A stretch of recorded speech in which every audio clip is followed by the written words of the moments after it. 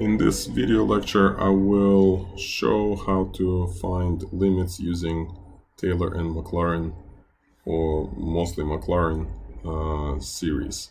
And we're going to start off by reviewing this table, which contains the information on the power series representations of some of the functions. And we're going to first learn the process by considering this limit, the answer to which we already know. However, I just want to show you the technique. So hopefully seeing how this technique is implemented will give us some sort of insight into this process. But we all know that the answer to this question is 1. And this is an indeterminate form 0 by 0, 0 over 0, so we can technically even try to do it with L'Hopital's rule. But anyway, the question is not what the answer is, but what the limit is, but rather how can we use series to show that this is the answer. And the first thing we're going to do is we're going to recall the power series representation of sine of x. And it is right over here. And this is the interval of convergence. And that means x could be anything.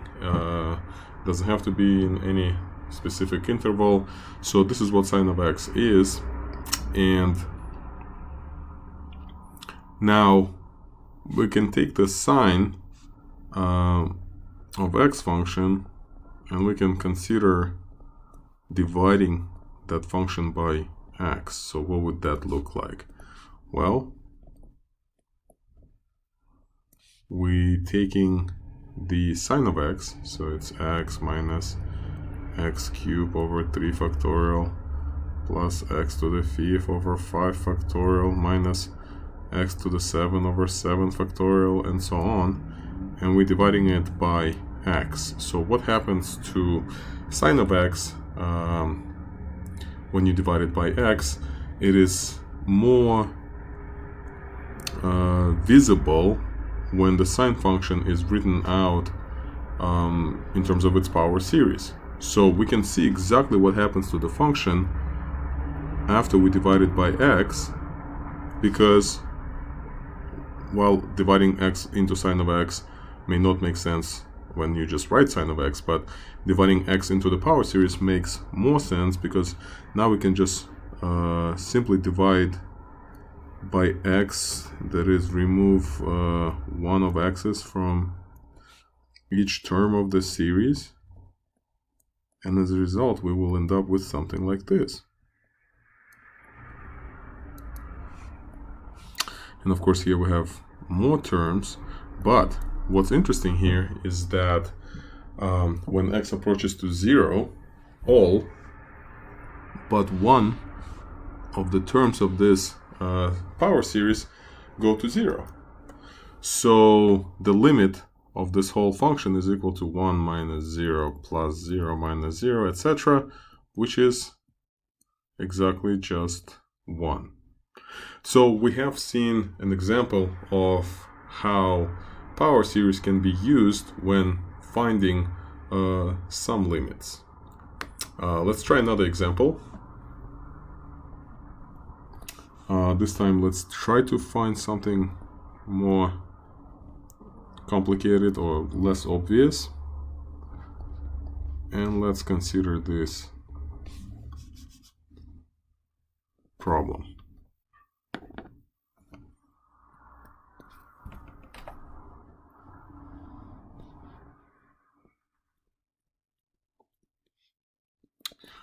Just like before, we can analyze this limit by plugging in 0. So we have ln of 1, which is 0, divided by 0. So it's indeterminate form 0 over 0. So we can technically use L'Hopital's rule here. But instead of using L'Hopital's rule, let's try to use series. And in order for us to use series, we need to recall the power series representation of this function. So what is ln of 1 minus x, or ln of 1 plus x? And here we see ln of x, but ln of x centered at 1 can be also represented as the power series of ln of 1 plus x. So here's the power series representation of ln of 1 plus x. It's going to be x minus x squared over 2 plus x cubed over 3 minus x to the 4 over 4, etc. And that means that ln of 1 minus 4x to the 5 will be, so now we're just going to replace x with negative 4x to the 5. So we're going to have negative 4x to the 5 minus negative 4x to the 5 squared plus negative 4x to the 5 cubed divided by 3, etc.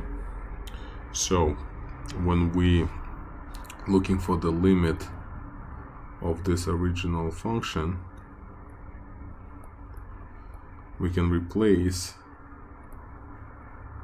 ln of 1 minus 4x to the 5th with its power series representation, and I'm just going to copy this over now. So we're going to have negative 4x to the 5 minus 16 over 2, it's 8 x to the power 10 minus, so we're going to have 64 thirds x to the power 15, etc. And we're dividing all of that by 2x to the power 5. So that can be easily done. So negative 4x to the power 5 over 2x to the 5th, it's negative 2 minus 4. I'm just going to divide it term by term.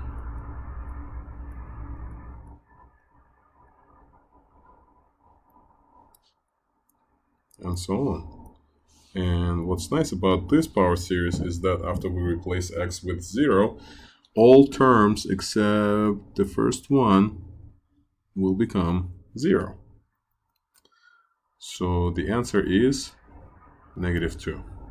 So we have seen examples when power series can be used to find a limit, and the process can be described as simple as taking your function and replacing it with the power series, and then after simplifying it, sometimes the limit can be found easier that way.